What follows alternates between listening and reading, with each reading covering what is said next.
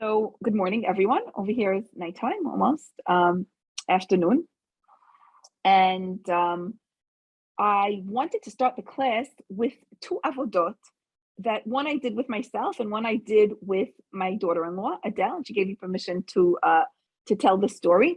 And then I want to go into like an avodah that's going to give us a very big teaching on how we develop as women, as Jewish women in this world, to make a difference.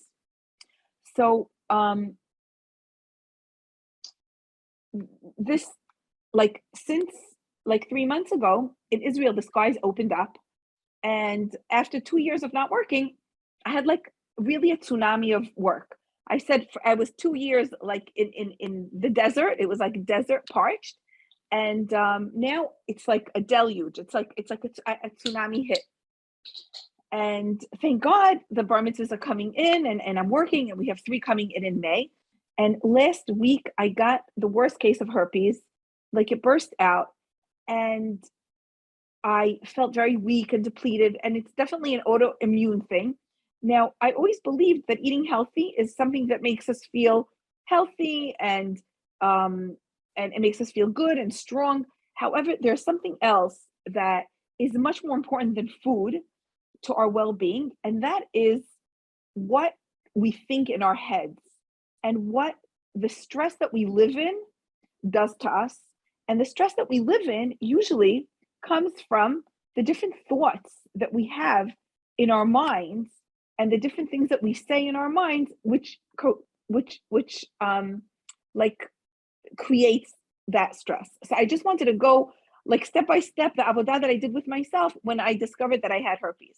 So the herpes burst out, and I realized that I am under a lot of stress. And I asked myself, what am I telling myself? So what I tell myself is as follows: Michal, you need to do a perfect job. People are coming to Israel. They have to have a good time because you want them to see Israel in a positive light, and you want them to be inspired, and you want them to to feel like it was a meaningful trip, and everyone is spending so much money, and you just want it to be perfect. So you have to the last little detail, you have to make sure that everything is going to work out well and amazing and great and great. Now, that's one thing that I was telling myself. So first of all, it's a huge amount of pressure that I'm putting on myself. And the second thing also is, why do I want it to be so perfect and so amazing and so great? Is because I want everyone to say, wow, she really did such an incredible job. I'm going to refer my friends to her. She did such an amazing job. She's so put together. She's so with it. She's an incredible, event planner.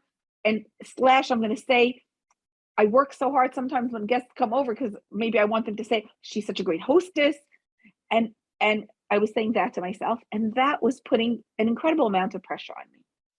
And I realized this is something that I've been learning, that everything that I'm saying to myself really comes under the headline of, I want people to be able to see me and see what a great job I'm doing, what an amazing person I am, and what a perfect trip that I was able to plan for them. It was all about me. But really, in as Jewish woman and in life, it should be that I am doing what I'm doing in this world, and every one of us, what we're doing in this world is not to be able to show myself in the best possible light. We really want to show Hashem in the best possible light. In other words, if I take over and I create the perfect trip, I don't leave any room for Hashem to come in and take charge. And it's like Hashem is saying, you know what, you're doing such a great job, I'll just leave you with it. And he'll leave me. And the question I need to ask myself is, who do I want to show up in this world? Do I want to show up myself, or do I want to show up God?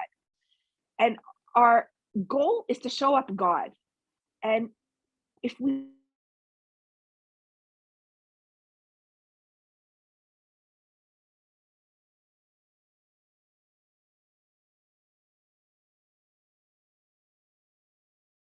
okay, if I sorry, guys, I'm talking to you from my phone because that's the best connection. But if I get a phone call, I sent them to voicemail, and we might have a pause for like 5 seconds. But bear with me. I'm not going away. This class is too good to go away for. Um, so I So what I want to do is I want to give God space, and giving God space means relinquishing some of the stress. In other words, to do the best possible that I could do without killing myself. And then to also say, and Hashem, it's in your hands too. I need you in the picture also. And that's allowing Hashem to shine through me in this world, as opposed to just myself shining myself in this world. So I'm deciding, my avodah is that, first of all, I can't either take responsibility for how people are going to look at the kind of job that I did. Because I just want to give you a small example. 2 weeks ago, I had an Ashkenaz bar mitzvah that I did. It was right after Passover, actually, so it's 3 weeks ago. And they told me that they want to do it in a place between the arches, right near the kotel, a restaurant that I hate, is horrible. And I told them, listen, I haven't had good experience with the restaurant, even though it's right near the kotel, it's very convenient, but they don't give enough food, and they're just like not pleasant to work with. And she told me, no, we want it there. We want it to be easy for our guests. I said, great, okay. And then she goes to me, and you know what? We want to take all the pictures at the kotel, not at the hotel. I said, great, whatever you want. And so I did everything for them. And it turned out that day at the kotel was boiling hot, gazillions of people, tons of security because Harabait was all in an uproar. And the bar mitzvah was not flowing the way I would have wanted it to flow, with nothing that had to do with me. And I thought to myself, oh my God, what a disaster. Then we get to the restaurant, and as I knew it would be, really horrible, really not good. The mother at the end of the bar mitzvah goes to me, oh my God, the best bar mitzvah. I can't tell you, we had 2 previous ones in Israel. Nothing was like this. And I'm going to recommend all my friends. And I thought to myself, and I want to tell you that I could do a close to perfect bar mitzvah, and the mother would say, yes, but this didn't happen and that didn't happen. The mother could focus. So here I want to almost take control of what people are going to think.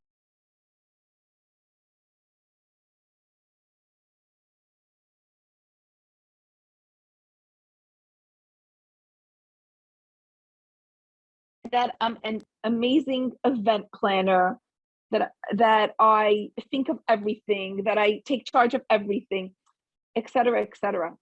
And really, we need to, I'm not here to shine myself in this world. We're here to shine Hashem. We need to give him space to come in. And we're not here to take responsibility for what other people think, for how they're happy or they're sad, are they upset, are they frustrated. We're not here to try to make it feel better. We're not. We're here to shine Hashem through us. That's what we're here to do. Just like a small avodah my daughter did. I wasn't even planning on saying it, but she's been with her son. She took her son out of Gan. He's 2 years old. She didn't like the Gan he was in, and she's been with him like homeschooling. And he became very connected to her and very attached, to an extent that he doesn't die to go to his father. So his father came home early to be with him, and he like went away from his father and went to his mother. So my daughter was saying, I felt so bad for him. You know, I wanted to do something to make him feel better. He was so hurt from his son. And I told her, you know, your husband is going to learn how to deal with it on his own. It's not for you to go in and make it better for him and make him feel better and make him, you know, and make him make your son try to have a better attitude to him. Your husband is going to figure out, he's going to figure out how to create a relationship with his son. And by you trying to take responsibility for it, you're creating a lot of stress, a lot of undue anxiety, a lot of conflicting feeling within you. And that's not a place that we want to be in. So my avodah is to do the best I can, to leave it to Hashem, and not to take responsibility for other people are going to think and say and do, and not to try to control their mood and their mindset. Now, so that's one avodah. The second avodah is something I did with Adele when they were here for Shabbat.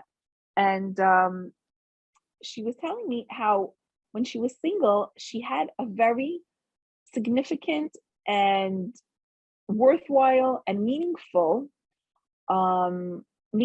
kind of days, because she would wake up and say her tefillah, and then she would read Tehillim, and she would learn, a perek of Tanakh, and it would be a it would be like a day of meaningful and significant kind of endeavors where she expands herself, where she opens her mind, etc. And she told me, now I realized that when my day starts, like I find myself coming to 12 o'clock, whatever. I'm thankful if I could pray. I hardly open up a book. I haven't read a Perek in Tanakh in such a long time. And then, there's the cooking and there's the cleaning, and I want to take the baby out. And I find myself that the day ran away from me, and I haven't accomplished anything. So I did an avodah with her, and it's something that we learned, but I want us to take it upon ourselves. I asked her, Adele, why are you home with your baby? So she said, because first of all, I'm nursing and I want to nurse and I choose to nurse, and I want to raise my daughter. I don't want anyone else to raise, and etc. And I told her, it sounds like you're really doing what you're choosing to do, but you're constantly looking at what you used to do and feel sorry that it's not part of your life anymore. So what I'd like you to do is before you do anything, you wake up in the morning and the baby's crying and she needs to eat. I want you to say, I choose to nurse my baby. And then you change her diaper. I choose to change her diaper. And then I choose to make myself breakfast. And I choose to take her out for a walk. Every action that you do, and I choose to wash the dishes, or I choose to clean the toilets, whatever it is. Any action that you do, you say, I choose to do this. And then when we say, I choose to do it, we own it. We realize that it's a value that we have, and we can't look and say, but I wish I could read a Perek Tanakh. I wish I could have more time to say Tehillim. I wish I could, sit and study like I used to do. Because at any given point, we do have the choice. You could sit and read a Perek Tanakh, and it means that you can't, that you're doing that instead of taking a nap while, the baby is sleeping. So then that's when we need to be aware that anything that we do, we actually choose it. But when we say, I choose to do it, it takes us away from being victimized. No one is forcing us to do anything. We're doing everything that we choose to do. And we become owners of our day. We become owners of our action. So I spoke to her yesterday, and she was saying, Ima, I started to say, I choose to do. And her days became happier days. It's not days that are filled with, oh my God, what didn't I get to do today? These are days that are filled with, what did I choose to do? And where, and this is what defines me, and this is what I choose. And no one forced me into it at all, but it's something that I just chose. I chose. Okay, 1 minute.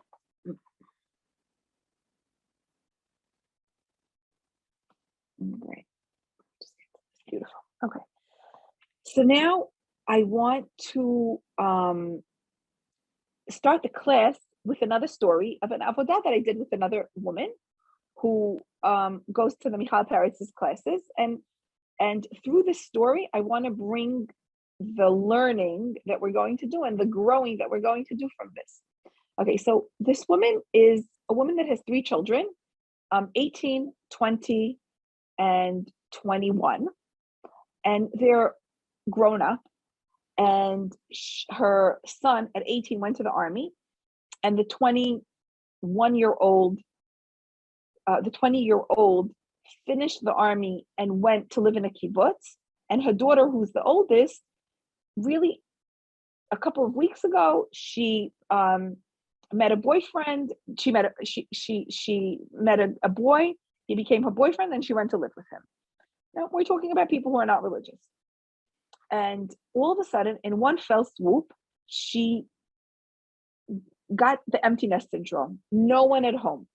And it turned out that the family that she raised, they were very close knit, and everyone did everything together. And there was a lot of togetherness. And all of a sudden, there's absolutely no togetherness. And the worst part of it is she feels like she's becoming disconnected for her son who's in the kibbutz. He doesn't call her, he doesn't come, he's having a great time there. And her son in the army, because he is in combat, they don't get the phone all the time. So she finds herself like writing to him 4 o'clock in the morning and saying, if you have the phone, just let me know you're okay. And she's like obsessed about wanting to hear from him. And her daughter, who found a boyfriend, also is living her life, and she feels insignificant, meaningless, and that no one cares about her. No one is there. No one cares about her. So I asked her, and she said, I don't want to make my children feel guilty into coming and calling and like they need to take care of me. But I feel like they're just totally inconsiderate. And also, she was telling me that she found that she regresses to be a lonely little girl. Again, all of a sudden, she's an adult 50 plus woman, and she feels like she's regressing into the lonely little girl that she used to be. So I asked her, what do you want to talk about? Like, you brought up many issues. So what would you like to talk about? What's the issue you want to concentrate on? So she said, I'm finding that I want constantly from other people. Other people means my children.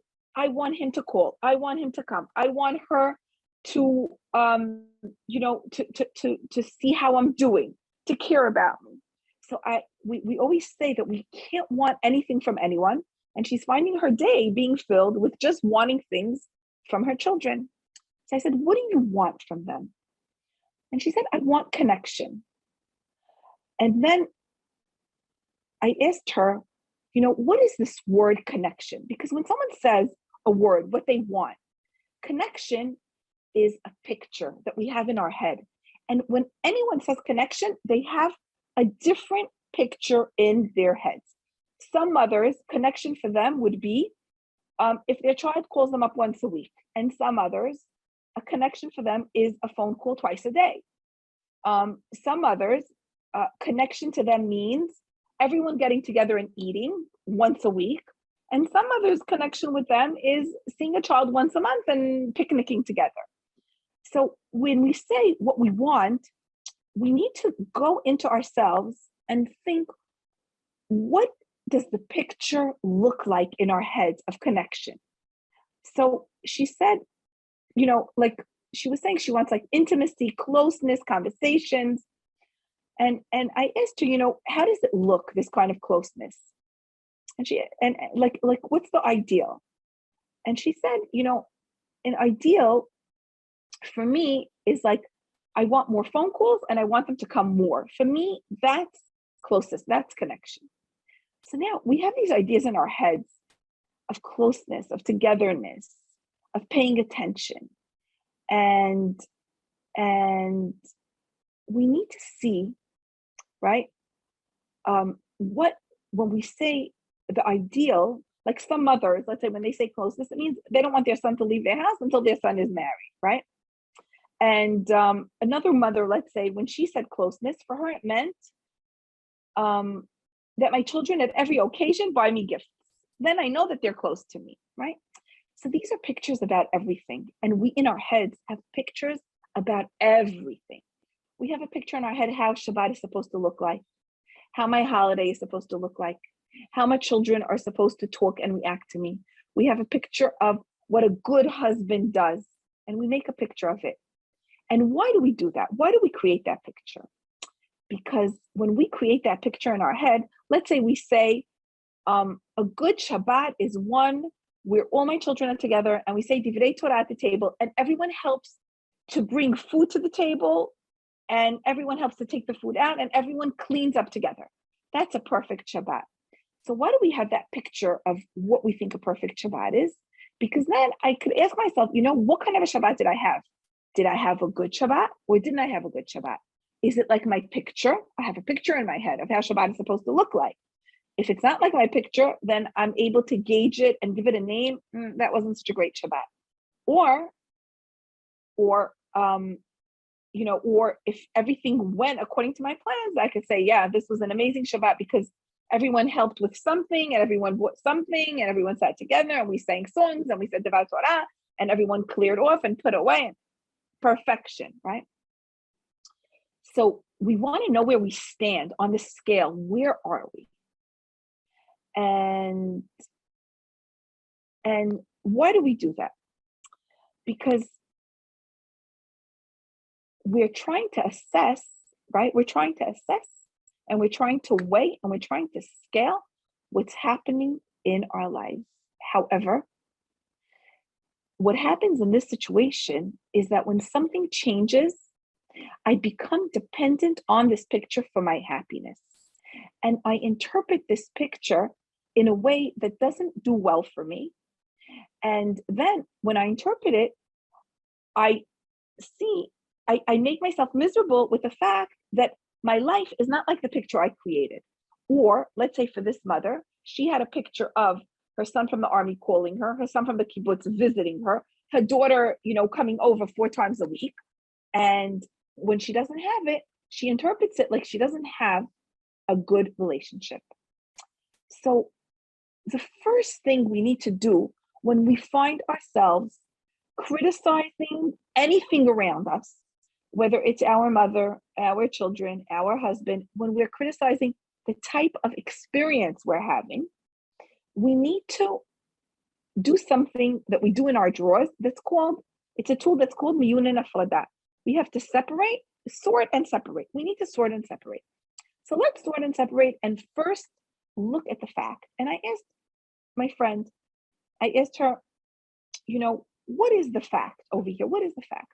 The fact is that your child lives in a kibbutz up north. And then I asked her, what are the sentences that you say in your head that create your tears, that make you cry? Because she was literally she was crying, just welling up and crying. And we were dealing only with one child. We were dealing with the child that went to the kibbutz, the 21-year-old that finished the army and decided to go work in a kibbutz. So the sentences she tells herself that brings her to tears are sentences like, how does he miss me? How could he not call? Why doesn't he think about me? Am I not important enough? Don't I mean anything to you? And we came to the fact that it's very important for her that she be meaningful in her child's life, right? She wants to be meaningful in her child's life. So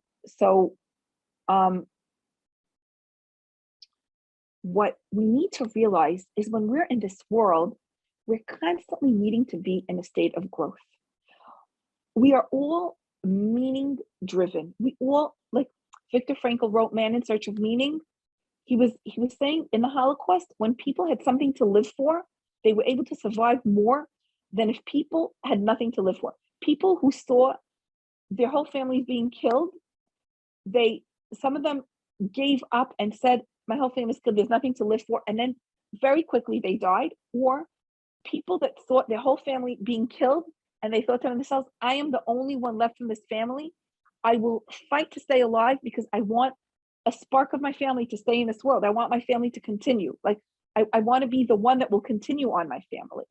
So the people that had meaning were able to survive more.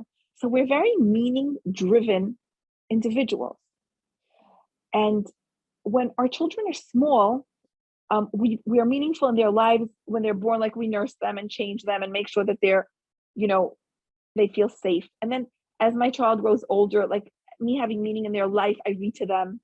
And my high school, and I sit down also and play board games with them. And then when they come to high school, it's more, I have meaning in their life. I talk to them more. I'm there more to guide them. And when my children are older, I want to become meaningful. And we're going to just have to become meaningful in different ways. So first of all, everyone in this world wants to be good and do good. We all want to be good wives. We want to be good mothers. We want to be good friends. We want to be good. Now, how am I going to know if I'm good or not, right? So we put a picture in our head sometimes. If my child is happy and smiling, I'm a good mother. If he's angry and complaining, I'm not a good mother. So if I want to be a good mother, I need to put a smile on his face. And then, I'll go and try to make him happy. Like, what do you want? I'll buy you this, or I'll spend time with you that, or I'll give you whatever you want, as long as you're smiling. Because I am a good mother if my child is happy and smiling. But if that's what I do, then I am dependent on my child being happy. I am dependent on this picture of being a good mother, on this that my child is going to be happy. And this picture in our head really is not a witness of who I am and what type of a person I am. Because regardless if my child is smiling or not, I am a good mother. Regardless if my child comes to me or not, I have meaning in my life, right? And if whether my child calls me or not does not mean that that I matter and make a difference in this world and I have meaning in this world. Whether he calls or not, I matter in this world. I am important in this world. I am a loving person in this world. Whether he decides to accept my loving or not, I am a loving person. So what happens, who I am, doesn't depend on anyone, doesn't depend on my child. So now, any child whose mother is dependent on him, in other words, to prove to herself that she's a good mother, or I need my husband to prove to myself that I'm a good wife, or I need to prove to myself that I'm a good daughter, right? But this is even more important. Every child whose mother is dependent on him, like the mother needs for him to call, to acknowledge her, to give her gifts, to whatever, because then she feels like she exists. Every child whose mother is dependent on him, he will do anything in his power to extricate himself from this situation. Because every child, no matter how old they are, whether we are 20, 30, 50, or 80, every child wants to have a parent to be able to look up to. And every child wants to know that he is the child and the parent needs to be on top. But if the parent is dependent on the child, it reverses itself, and the child wants to just run away as fast as he can from the situation. He doesn't want to be part of it because he really wants to be able to lift his eyes up and look up to his parents. Like like instead of us saying, did you call? Did you think about me? Whatever. And the child feeling like he's very dependent, the child will try to sever the bonds with us because it's supposed to be the opposite. And the child will give his soul not to be dependent on fulfilling our desire to look good, to be a good parent, right? So how are we going to create this non-dependency in our children, that we're not going to be dependent on our children at all? I'm talking about our children, but I mean, we're not going to be dependent on like, for the way we see ourselves, we're not going to be dependent on anyone. We're going to only be dependent on Hashem, okay? So we need to say to ourselves, this is a tool that I want to give us. I am a good mother, period. It doesn't matter how my children are and what they're doing and what they're not doing. I am a good mother. I am a mother that has a meaning, I am a necessary mother, right? Period. It's a necessity to put a period after every single sentence that I say. I am a good mother, period. I am a meaningful mother, period. I am a loving, giving mother, period. I don't care if my son is walking around depressed. I am a loving, giving mother, period. The way that they are is not going to prove to me who I am. Okay. Now,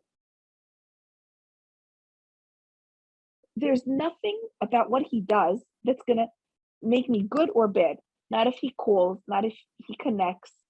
And actually, we can even interpret the fact that he doesn't call as what a great mothering we did. Like I told my friend, you were such an amazing mother in the way you were able to raise a child that's independent, that's able to go and do what's good for him, that's able to find his own happiness. You were able to raise a child who, the kibbutz loves the way that he works, loves his work ethics, loves his morality, and he's getting such amazing feedback in the kibbutz, he doesn't want to come back home, right?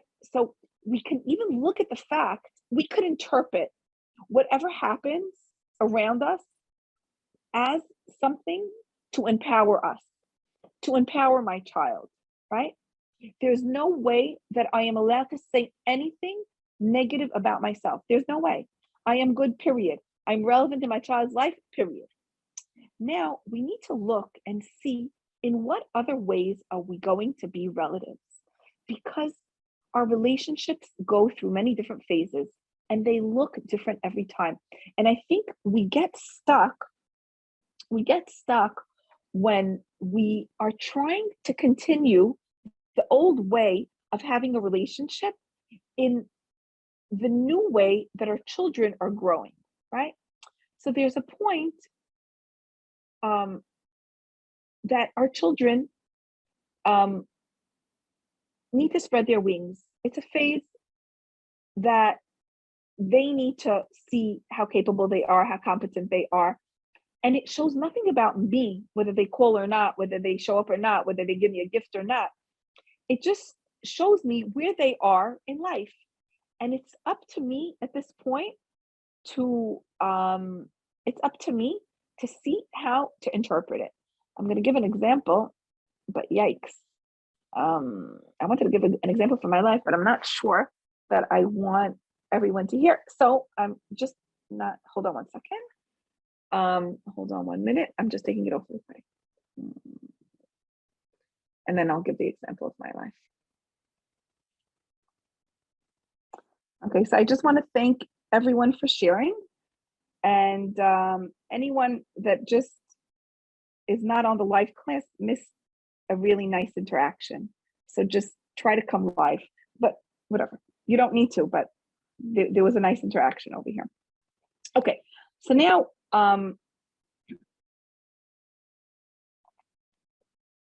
okay, so when a child, right?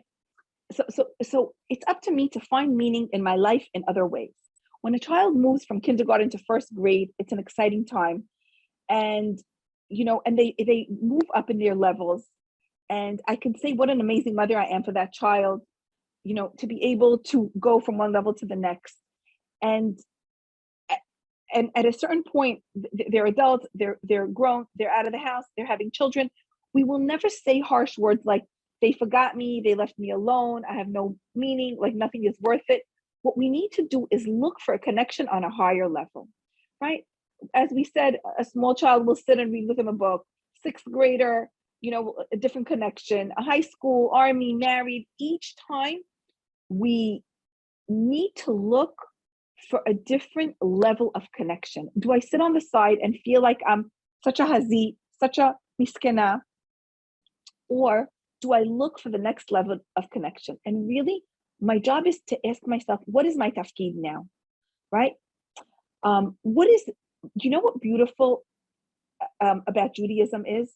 What is beautiful in Judaism is that as we go up in levels, our tafkid becomes bigger. Because before we were influencing like our children and it was really small. But I realized that, let's say when my son started to go to the army or when my daughters left the house, they are influencing many, many people in their lives. Like my friend's son is in the kibbutz and he's influencing people over there. My son who went to the army and became a MP, he was influencing his soldiers and anyone that came to contact with him. So he was affected by my relationship with him. And through that effect, other people were being affected for my son. So as our children go up to higher levels, our tafkid becomes bigger and bigger, and the ripple effect that we have becomes greater and greater. So we influence. So when we think thoughts about our children that empower them, and we refuse to think thoughts that will diminish them, we will build up their greatness, be able to make them more competent in the tafkid that they're taking, and help them shine more in the world. So as we said, it's a ripple effect. And we need to know that with these ripples, our tafkir are growing. And we're finished with reading books and all that, unless we're doing it with our grandchildren. But we came to much higher, different levels. And every avodah that we do with ourselves, the first one it impacts, it influences our children. Even if our children don't know we're doing the avodah, our children don't know we're working on ourselves. But the first to benefit from it are our spouses and our children. So my growth and the fact that I'm always growing affects my children. They grow from it. And it's a springboard from them. Because my child, they say, and this is so interesting. They say that when your child marries, they start at a point where you stopped working on your marriage. In other words, where you, to the point that you got in your marriage, that's the point where your child springboards from. So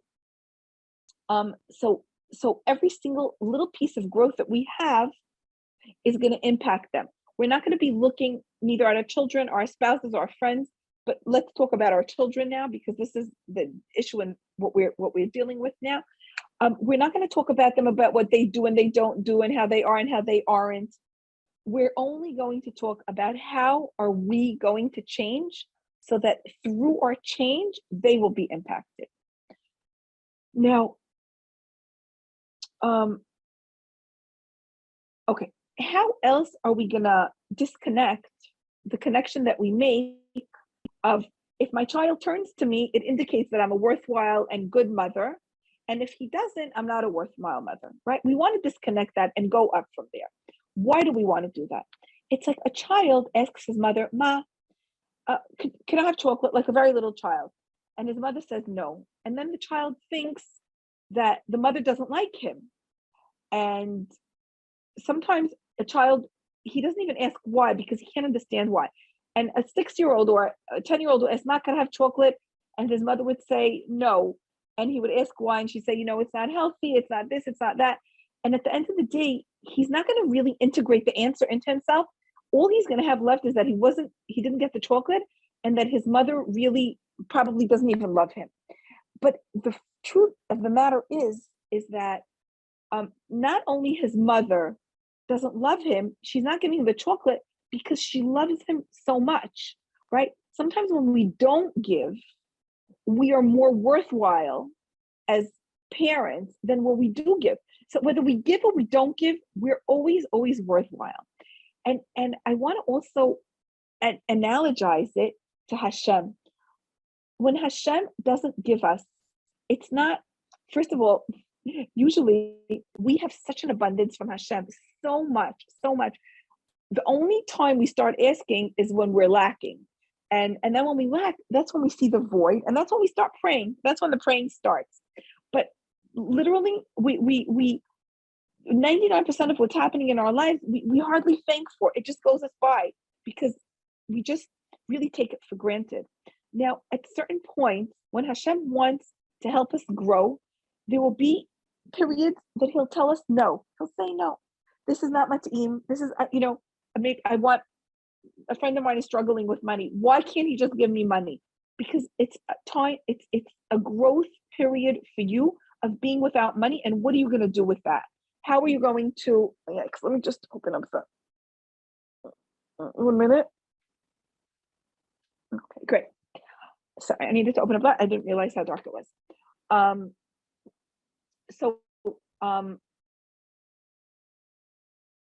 It's okay. So us saying no to our children is helping them climb to different levels. We're not here responsible to make them happy. We're not here to serve every whim of theirs or whatever. And sometimes the saying of the no is what creates us as good mothers, right? And I want to learn how to have a connection in a different way. And I want to take responsibility for that connection in a different way.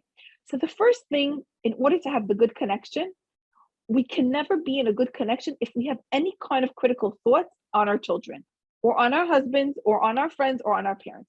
When we have criticism, even in our hearts, not that we even say it, even in our heads, it creates a wall between me and the other. Only when I see him in a clean way could I say, I miss you so much. I'd love to see you for Shabbat. And it will come from a place not of being dependent on him, because I'm not critical of him that he didn't call, that he didn't come, that he didn't give a gift, that he didn't write a note. I'm not dependent on it. So, but it will be from a clean place where I can honestly talk about myself, and he will see myself not as trying to manipulate him or to make him feel guilty.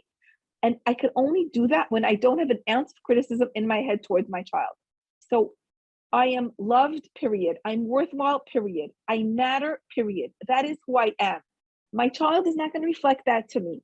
I'm not going to look for different proofs of why I'm loved, why I'm worthwhile, why I matter. It just is, because I'm a child of Hashem. And I'm not dependent on what you do or don't do.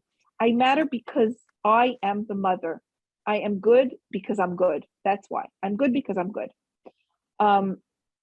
Now, hold on a minute. Michal? Yeah, Rini. Do you want me to put it on pause? Could you go off the recording? Uh-huh. Hi. So I wanted to tell a story, and then I'm going